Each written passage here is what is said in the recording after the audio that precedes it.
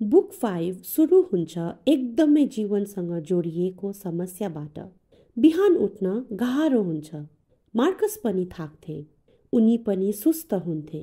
तर उनले आफूलाई सम्झाउँथे, म मानव हुँ। मेरो काम जीवन बाँच्नु हो, निदाउनु होइन। लेसन 1। बिहान उठ, किनकि तिमी बाँचिरहेको छौ। जागेर उठ्नु कुनै ठुलो काम होइन, तर दिनको सुरुवात नै दिनको दिशा हो। मार्कस भन्छन्, तिमी बिछ्यौनामा जन्मिएको होइन, तिमी मानवको काम गर्न जन्मिएको हौ। लेसन 2।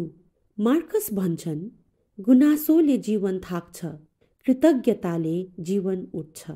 किन यस्तो हुन्छ? किन मसँग छैन? किन म मात्रै?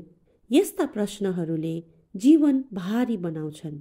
तर जब हामी भन्छौँ, मेरो हातमा जे छ त्यहीबाट सुरु गर्छु, त्यसपछि मन हलुका हुन्छ। लेसन 3। मार्कस भन्छन्, अरूको व्यवहारले तिम्रो चरित्र निर्धारण गर्दैन। कसैले कठोर व्यवहार गर्यो भने तिमी पनि कठोर हुनुपर्छ भन्ने छैन।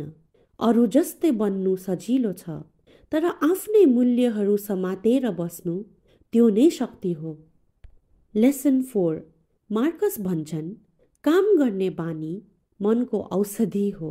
खाली दिमागले समस्या बनाउँछ, व्यस्त दिमागले अर्थ बनाउँछ। अलिअलि गरेर मनलाई काममा लगाइराख, मन स्थिर हुन्छ।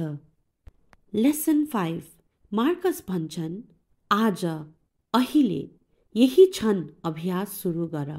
हामी भोलिको योजना बनाउँदै बस्छौँ, तर भोलि कहिल्यै निश्चित छैन। जीवन आज बाँचिन्छ। शान्ति आज अभ्यास हुन्छ। सुधार आज सुरु हुन्छ। बुक 5 ले भन्छ, बिहान उठ्नु भनेको केवल शरीर उठ्नु होइन, मन उठ्नु हो। दिन हरेक पटक नयाँ हुन्छ। नयाँ दिन, नयाँ अभ्यास। छोटो कथा, ठुलो सिकाइ। यो थियो आजको कथाको क्याप्स्युल।